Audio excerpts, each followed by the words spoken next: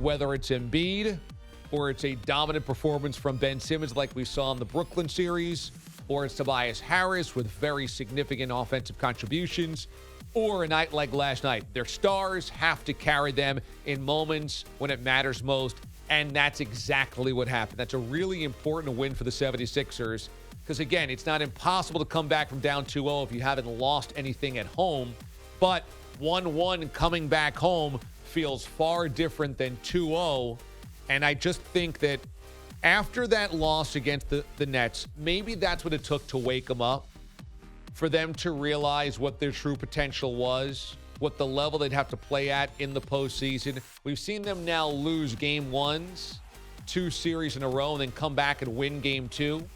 I think that's the sign of a team that's starting to mature, come together, understand what it takes to win at this time of the season.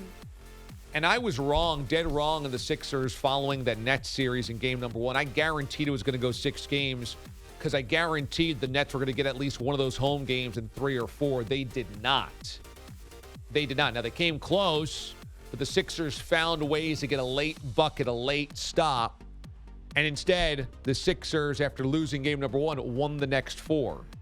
I think that game number 1 loss to Brooklyn did reset them, recalibrate them to know they can't take anything for granted.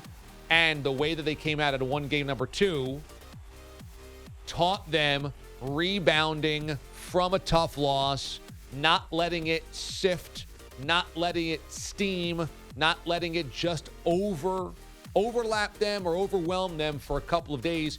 You know, in the playoffs, you lose a game and you have to sit on it and stew on it for 2, 3, 4 days because of how the schedule stretched out.